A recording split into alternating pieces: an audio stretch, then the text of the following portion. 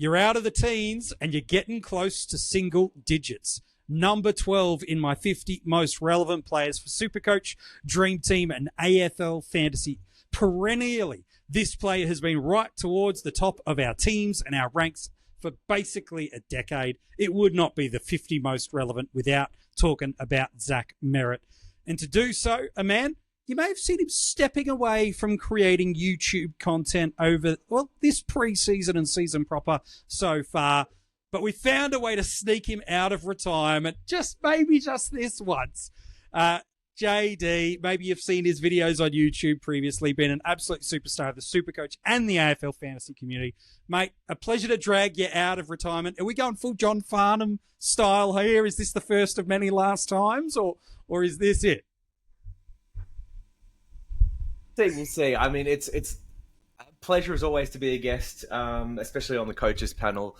And I said the word retire in, I think, my last video, which is probably bad. I should have said hiatus, which I think is what it more is. And then we'll see if the need, arises to come back if I feel like I can add something to the community again. But I'm happy to take a gap year to really reevaluate my strategies, my processes, learn and grow as an individual. And then we'll see if 2026 brings something different. You could not have been more Tony Robbins if you tried with that sentiment. I'm here for it, mate. Midfield eligible, this Essendon bomber. He had a seasonal average right up in the territories we know he's delivered for us for the better part of this 10-year period. A 108.8 in AFL fantasy, meaning he is yet again well and truly north of that $1 million marker for you in AFL fantasy and Dream Team. While SuperCoach, a 115.3. I don't know if he gets the love he should from the SuperCoach community. Just sneaks away into that 110, 115 average every single year. Again, $621,000, 100 is what you are forking out to get your hands on this Essendon star. 23 games last year and another game. Just a great year of performances. 145 was his season high score in SuperCoach. Contrast that to the year prior when he had his seasonal high in SuperCoach of 168, while in AFL Fantasy, you're going back to a 149 last year against the eventual premiers. 172, though, is the career high AFL Fantasy score.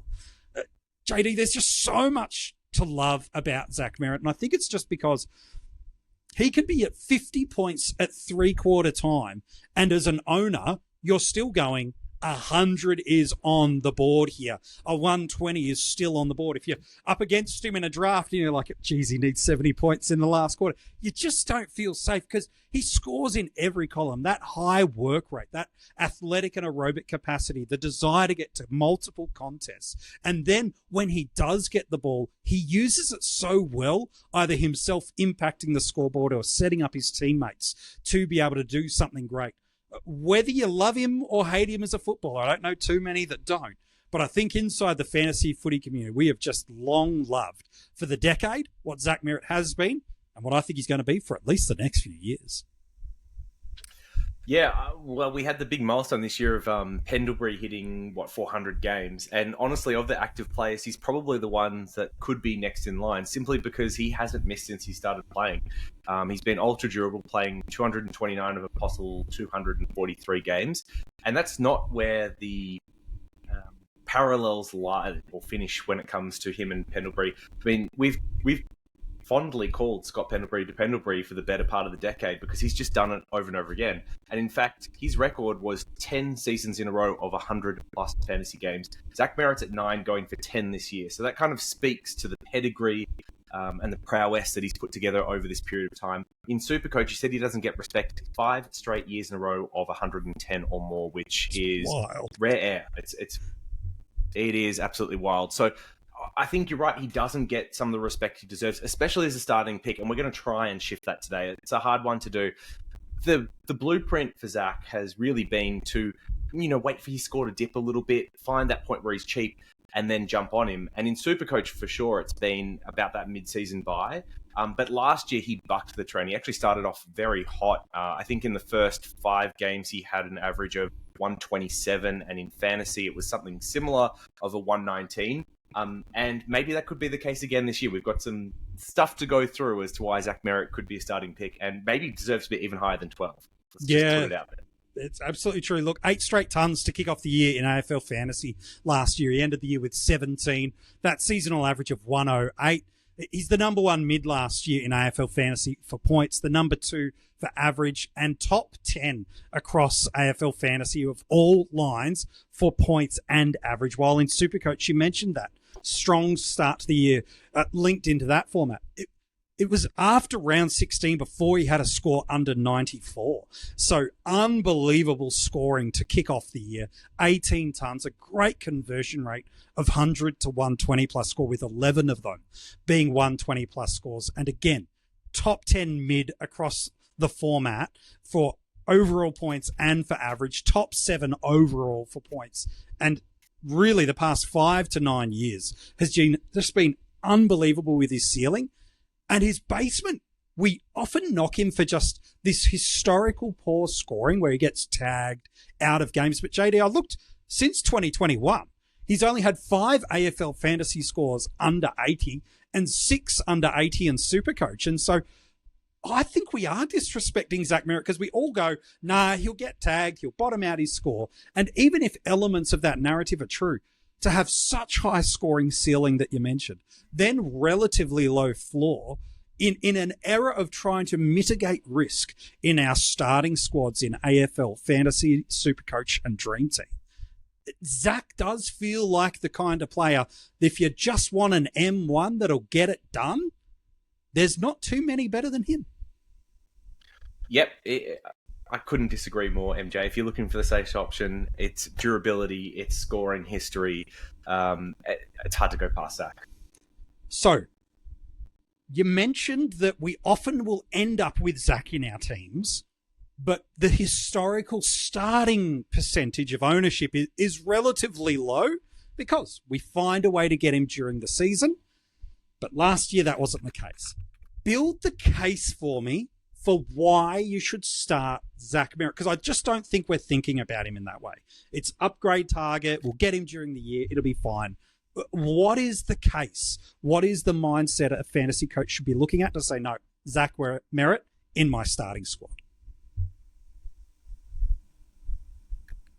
Yeah, and look, I think the reason why he's not in more teams is pretty simple. The methodology for how we pick a starting side has very much changed to being value-based. So when you find someone like Zach, who is towards the top end of scoring, is at the top end of scorers last year, it's usually safer to bet against these guys than to try and build a case for why they can improve. But I'm going to convince you otherwise. And it may be with something that people would have as a negative. And that is the preseason training reports that Zach has been training more across half-back. And in fact, in some of the match sims and practice games, he's been playing across there a little bit more as well. Now, you may say, like, JD, this is counterintuitive. We've always gone for the CBA mid, and you're telling me he's going to move away from that and we're going to pick him as a result? Well, this is where the fun comes in. Now, would you like to have a guess at what Zach Merrett's average over the last 3 years is when he has had at least one kick-in those games? Oh, I'm going 120. I'm just going wild. I feel like you're setting me up here, JD, so I'm going to go bold and 120. In SuperCoach, that is a 134 average, and in AF in fantasy, it is 128. Oh my gosh. He has absolutely gone nuts in any game where he seems to get behind the ball, and it's easy to see why.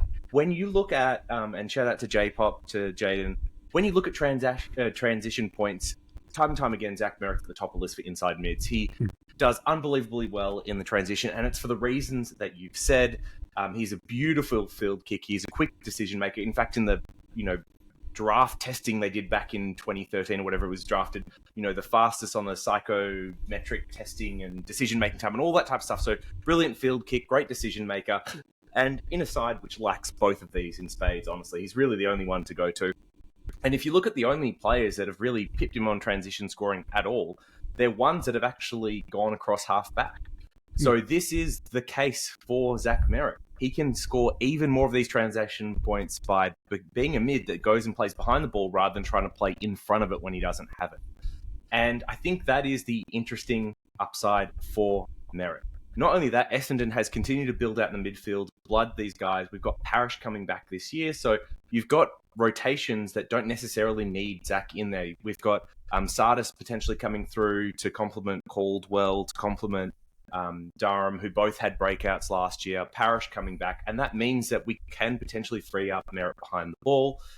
And the experiment last year with Nick Martin definitely didn't win favours with a lot of people, and so I think they're going to move him up the ground. And that does leave opportunity for Zach really to pick up behind that ball and to be a great user of it across the ground. And of course, he's not going to stop there. He's going to be chaining up through the middle. They're going to be looking for him. And this is why we could see a little bit of upside. Now, is it going to be that 134 SuperCoach, that 128 fantasy? Probably not. Probably not. But it is interesting to think about what if. It's a scary scoring area that of all the players that you want setting up the offensive ball movement for Essendon, surely it's Zach Merrett, the greatest decision maker, the greatest intuitive player that just has a feel of the game. He's the one to do it. And then from an opposition perspective, where do you want to let Zach Merrett get his hands on the ball? Anywhere behind the centre half, sure, Zach, have your ball. Please don't bring the ball inside forward 50, because if he's the one delivering it, my gosh, now all of a sudden this odds and ends and developing Essendon forward line, and I think that's what it is. It's a young developing forward line. You don't want him doing that if you're an opposition coach, but him behind the ball, yeah, okay. If he's going to get it somewhere, get it there. But for fantasy coaches, my gosh, this scoring from transition, this playmaking space that you have mapped out as an option for us, whew, now I'm interested. Now there's value. And as you've mentioned, now there's a midfield that's not so dependent on him. Are you concerned? I know from an Essendon perspective, what does this team look like structurally now? Because Martin feels like he's more wing, inside mid, high half forward. There has been some talk of Dylan Shield floating back, whether that be in the twos or the ones. It depends which Essendon fan base you try to head towards. You mentioned Sardis and other names and the returning of Parrish.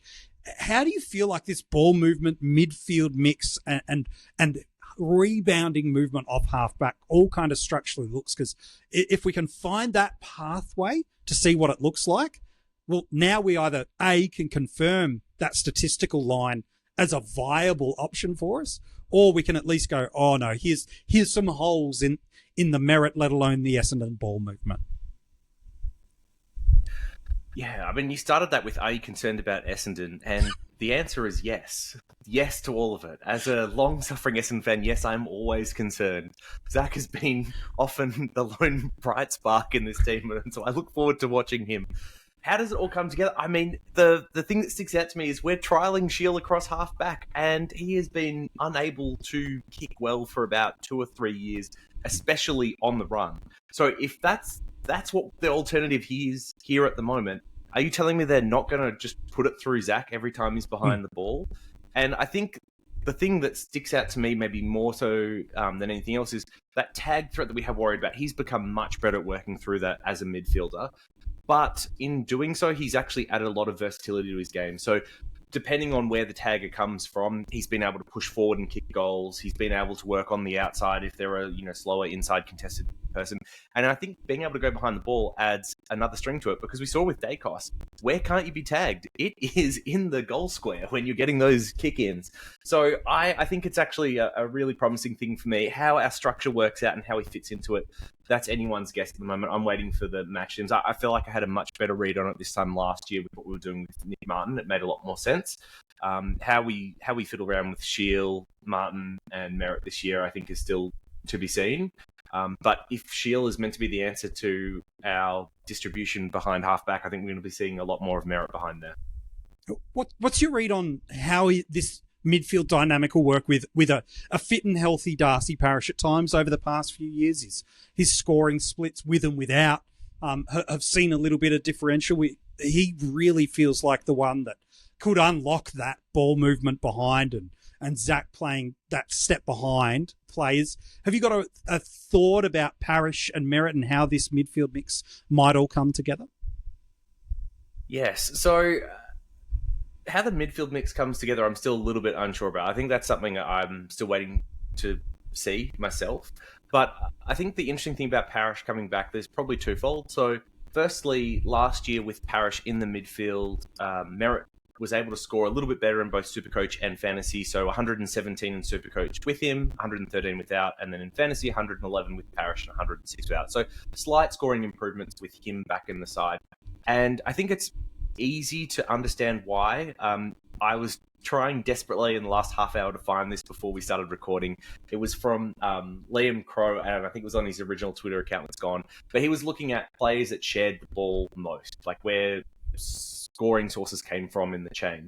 And I think right up there in the top 2 or 3 was Parrish and Merrett. I can't remember if there's 23, 24, just have to take my word for it. The chart doesn't exist anymore.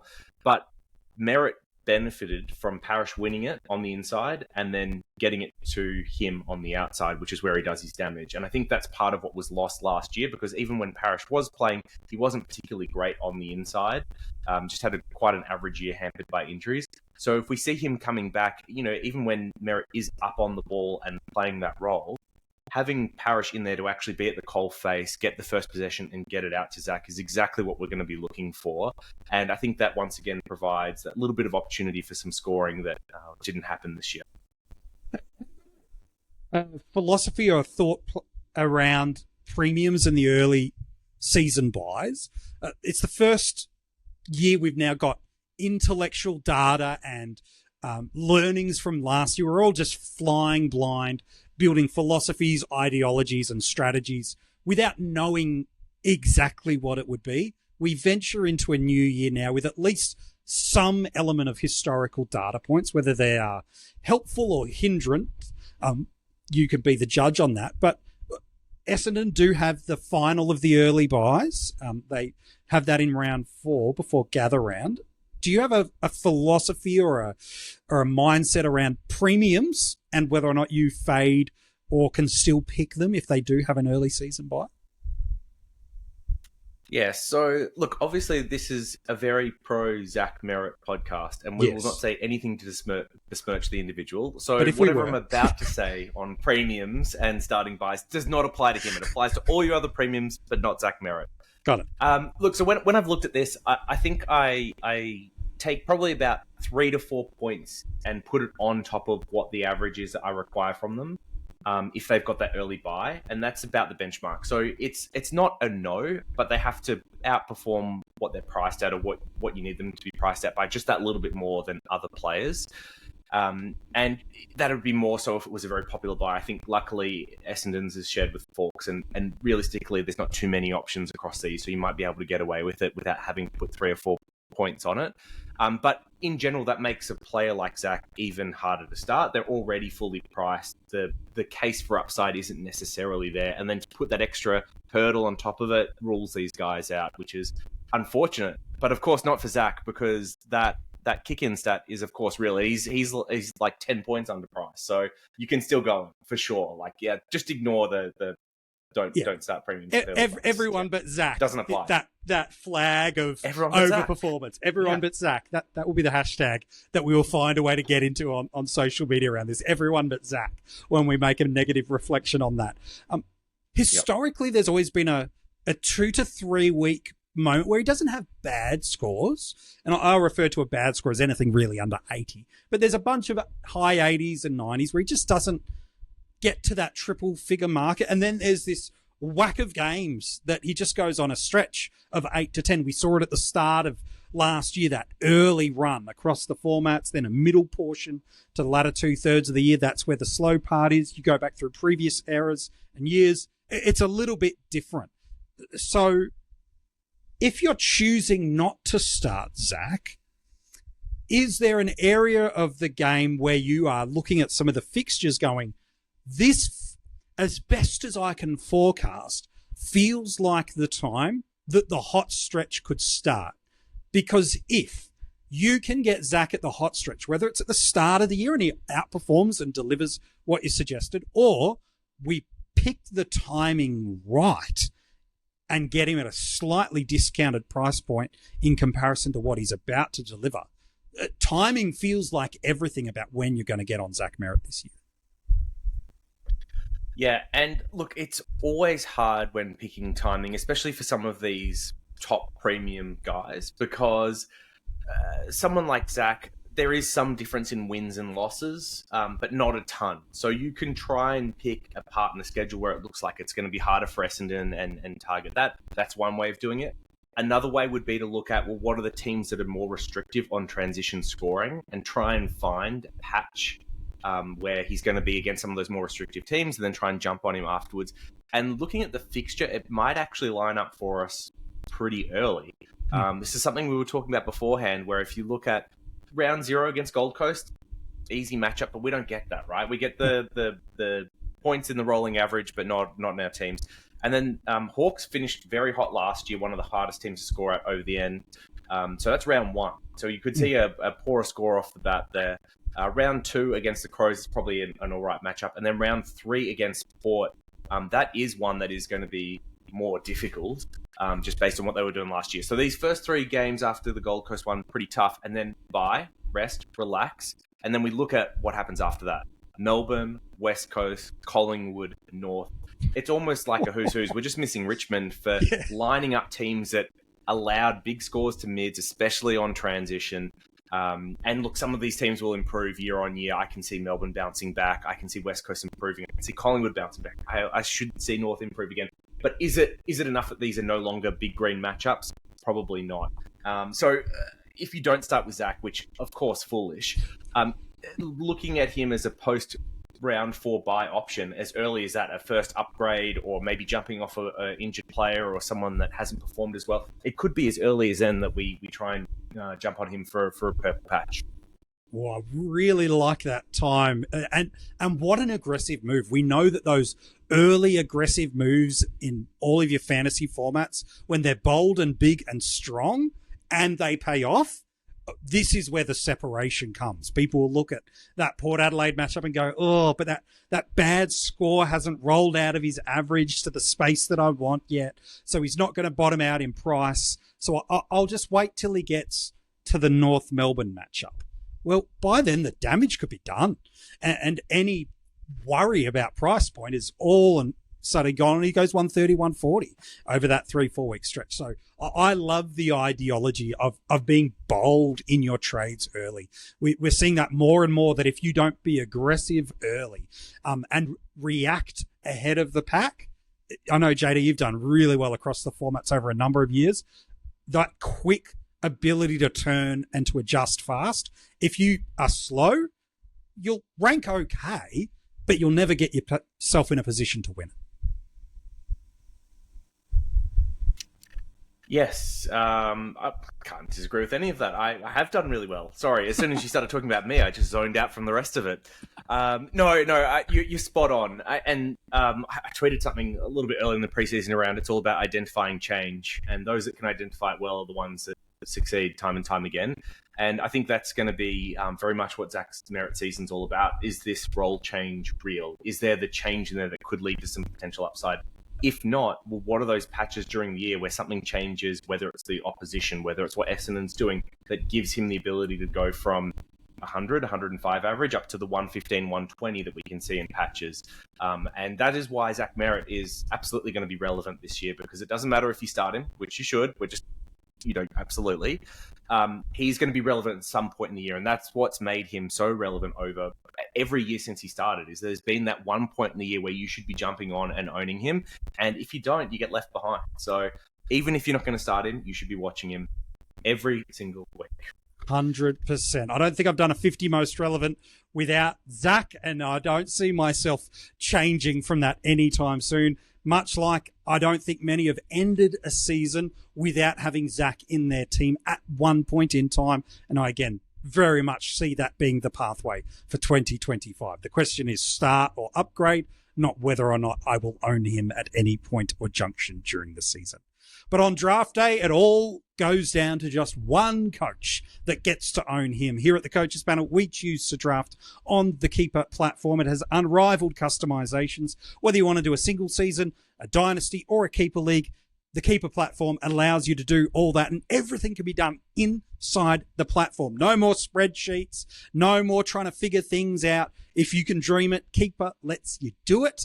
And probably what you'd love to be able to do is clone Zach Merrett. That's probably one thing they won't let you do on the Keeper platform, so multiple people could pick him on draft day.